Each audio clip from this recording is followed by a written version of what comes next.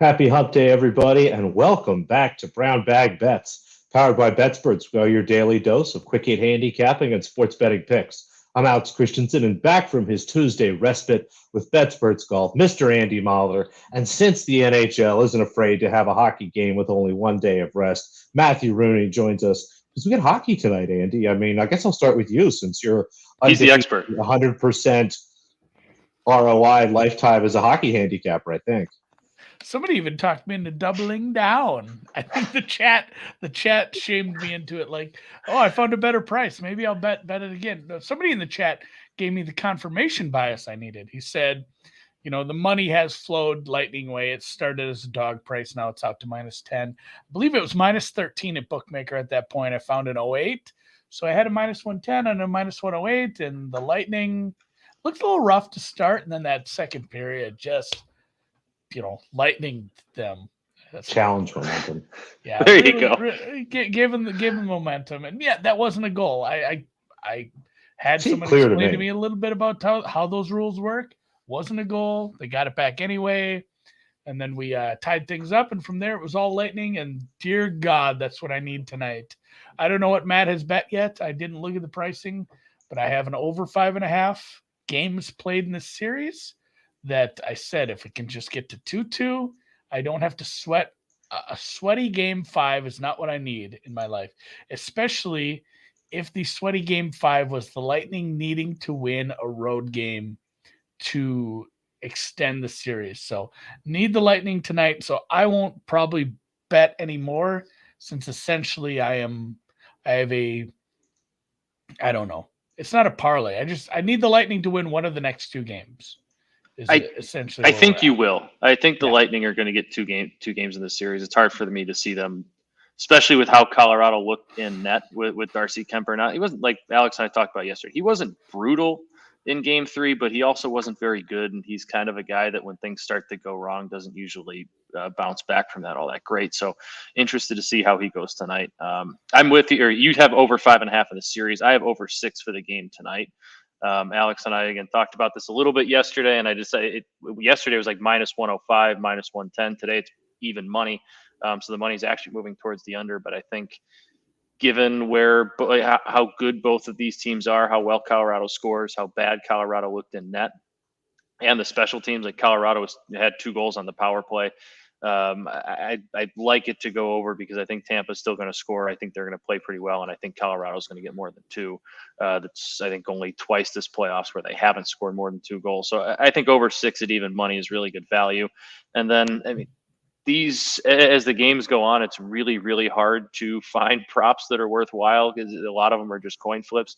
So I wanted to throw some anytime goal scorers at the wall and see what stuck. Andre Palat is kind of the often forgotten Lightning core member. He's not Stamkos, he's not Kucherov, he's not Hedman, but he's been along for the ride, and he's been really good for them, been a big goal scorer. He's got 7 goals in the 8 home playoff games so far in this postseason. So I like him to score tonight. He doesn't get the attention of a Kucherov or Stamkos, but honestly, that kind of benefits him on the ice because sometimes he is a good enough player to not – he's a good player, and he's good enough to take advantage of when teams don't give him that attention when he's on the ice with Kucherov. And then Cale Makar, I thought plus 310, that's as good a value as you're going to get on him to score a goal. And like I said, the Avalanche power play is going really well right now. And he is the quarterback of it. He runs it. So give me him at plus 310. He's usually around plus 240, plus 250. And I think those odds move a little bit because as series go on, games get a little bit tighter. But he's also just, him and McKinnon are their best players. And speaking of Nate McKinnon, that should say plus 164, but I guess plus 164 might be redundant. Best player on Colorado. He's been held off the score sheet the last couple games. I don't really expect that to happen. That's as good a value as you're going to get on him to score. So give me Colorado's 2 best players, and the best value on Tampa's board, not even close, is Andre Palat. I like him there. And Andy, bonus points if you can spell Andre. Andreij. There is a J. No, OND. There you go. Yeah, ONDREJ. Yeah.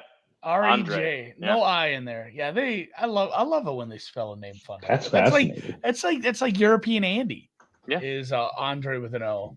I like Eastern European Anastasia where they toss the J in there. That's always really nice. Yeah, I had a soft J's. Yeah, I had a friend name a kid Liliana and throw a J in there. Okay. You can throw a J in just about anything if you really want to. Matthew's kind of hard. Matthew would, you ruined the bit, yeah. Matt, by having a horrible name. So sorry about Andrew. That. I don't know. Yeah, Rooney with a J kind of works. We can get there. Yeah, you could have Andy guess where Pallet is? Well, so Pallet's first name was Andre. Is that the guy we were talking about? Palat. Pallet. Yeah. I call him Pallet. Can Palat guess where Palat is from? Belarus? Why do you always I feel like you always guess Belarus. He's going to be right once. I think you guessed Belarus last. I don't. It's like global. It's like global, Alex. You start with the same country every day. I believe he's Czech, if I'm not mistaken. I believe he's Czech. Why don't you check? Oh, Zane says Czech. Knew it. Bonus points. Yeah, they're next to each other, sort of. I'm not sure they share a border, but all right. I'll put a few bucks on these anytime goal scorers. Not geography. Plus 310 for Cale McCarr. That's too good a value to pass up. All right, I'll go find these anytime. I'll bet some anytime goal scorers. There you go. And just hope that Palat has like 9 goals and we don't ever sweat this game. So, all right, appreciate it, Matt. Thanks for swinging in. Thanks for producing today with Dan out on the golf course.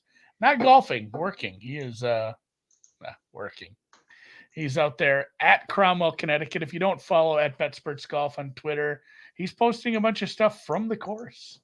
We're a full blast media company with credentials. Apparently, he's out there just following along with the pro-am, checking out the course conditions. He even put together a free blog over at BetSpertsGolf.com if you want to read up some more on golf. And Matt, what order do we want to do this in? Should we start with? I'll start with some draft stuff because you put it up. Do it. And we were talking off the air, like, even though I've had to piecemeal some of this together, betting at like 6 different places, I have gotten a little deeper into the draft than I thought I would. And one of these definitely is one of my favorite bets, the middle one. But if you want to start with Agbaji there, kind of explain the reasoning behind this over. And I think some of it is just there's too many guys that are catching steam to go in the top 10.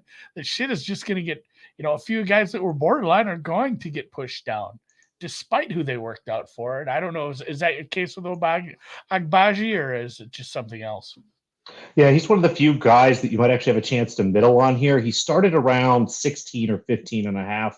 Picked up some steam with some good workouts, but as the mocks are starting to settle, he's pushing back out, and it looks like he's a really good candidate for the 14th, 15th pick here. So over 13 and a half looks pretty solid. Like you said, those first 13 guys, we don't necessarily have a great idea what order they're going to be in, but they're starting to solidify who those 12, 13, 14 guys are going to be, and it looks like Agbaji is going to be just on the outside looking in. I think, we took Dieng to be in the first top 10 yesterday. We took his under. I honestly think he's the guy that's probably squeezes Agbaji out. So a little bit of an inflection point for us, but like the over here. And yeah, as you said, I wonder if it's a little dangerous that some of these limits are low, because I was surprised at how much I actually had down when I took the time to go ahead and put everything together. But yeah, you can get a little more down than you think on this.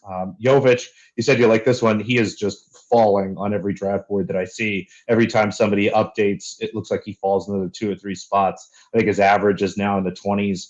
He's pretty much 19 or 20 or more everywhere else. So maybe we get snookered at 19, but happy to take the 20 and a half. And even if you have 21 and a half at a little better number, that's fine too. So look around. That one's actually a little bit on the move. And this last one is a bit of an information play. There seems to be whispers and notes popping up that Bryce McGowan's Bryce McGowan's, this is a different player. I was thinking about Wendell Moore we talked about yesterday. Excuse me. Bryce McGowan's a young athletic guard.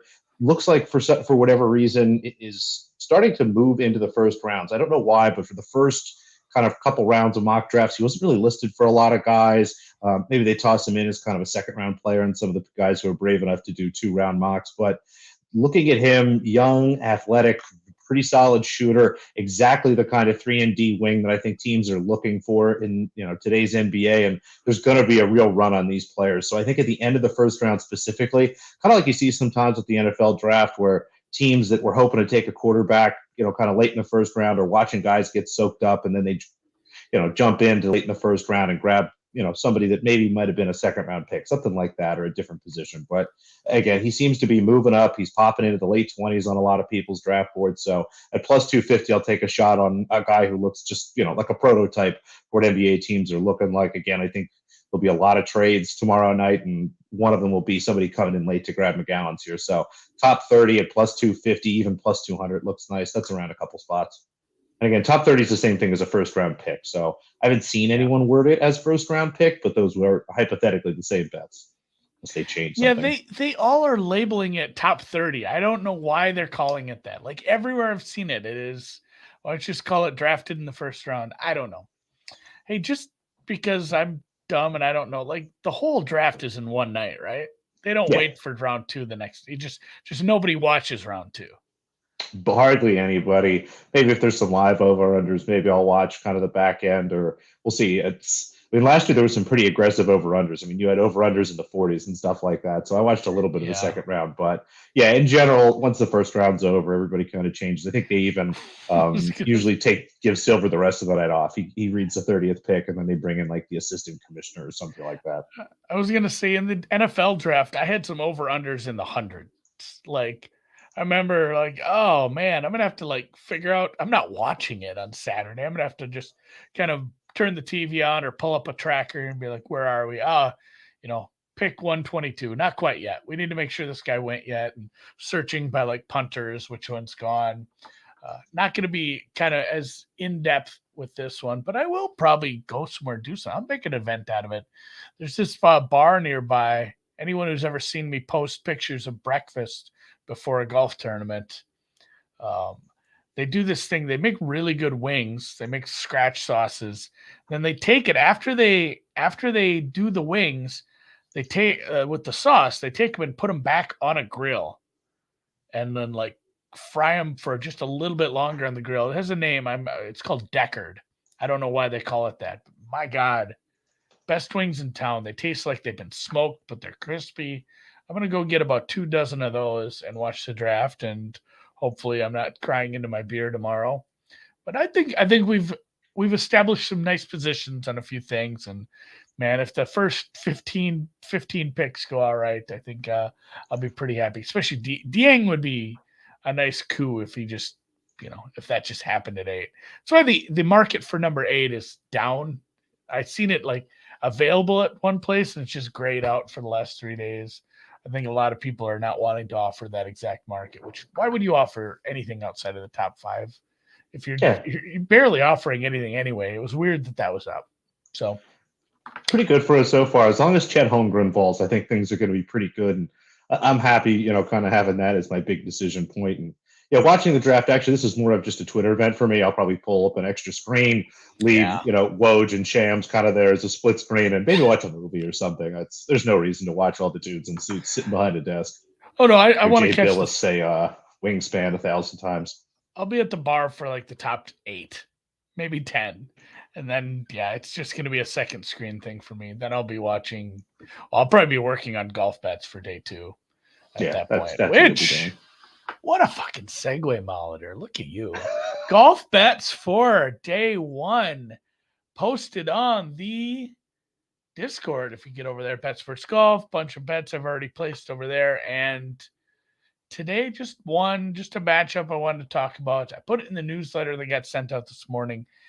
Adam Long over Ricky Fowler. I was kind of pissed and it seemed very likely that Koepka was going to pull out once he went. I didn't, early in the week, I didn't know he'd announced this week.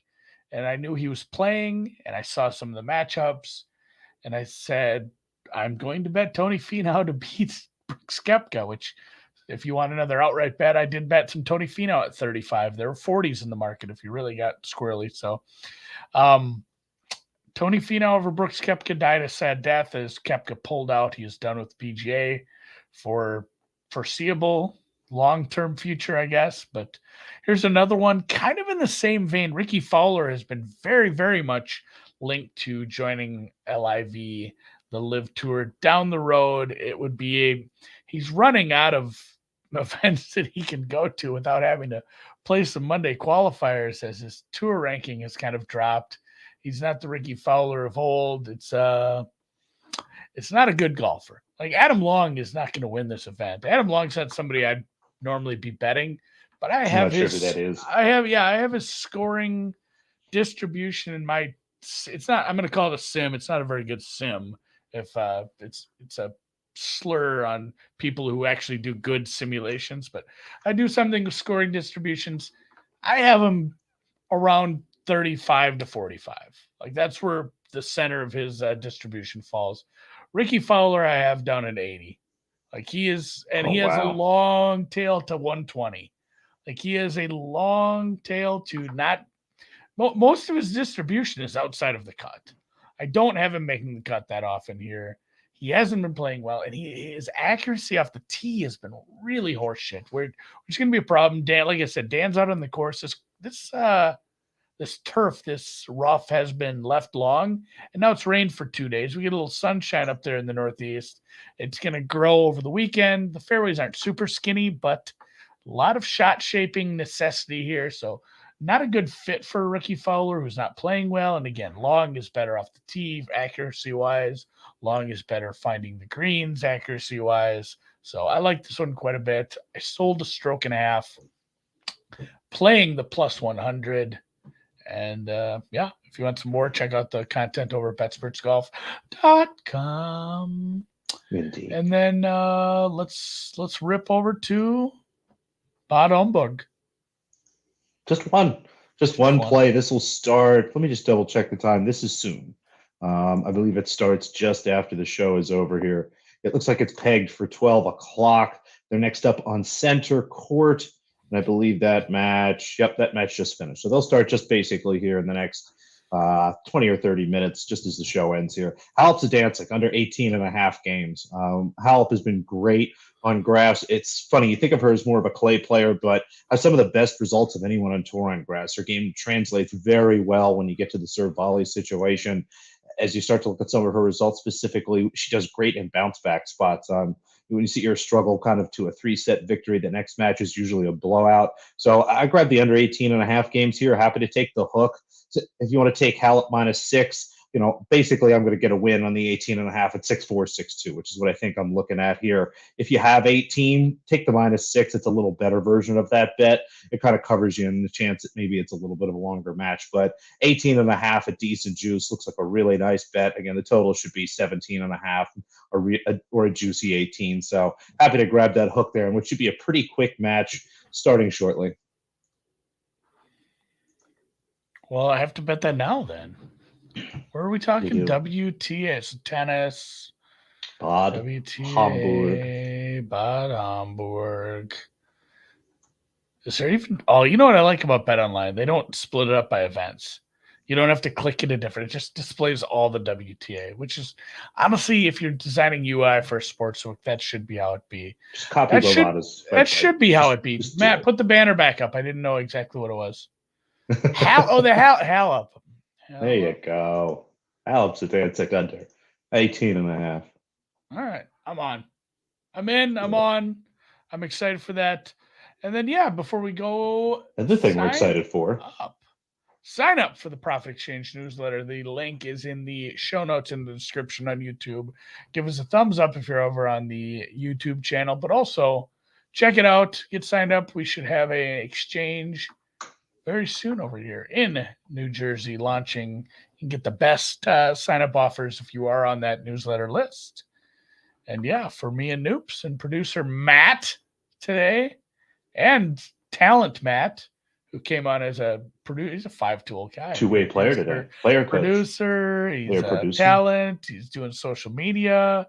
The guy's a writer sometimes. He's had a lot of fun writing these last few days. So, we'll catch you guys tomorrow for a Friday fun day. No, it's not Friday tomorrow. You're consistent. Wednesday, Second week in a row. Wednesday I do this. This is what happens when you lose your for a day. You're all over the place. Broken.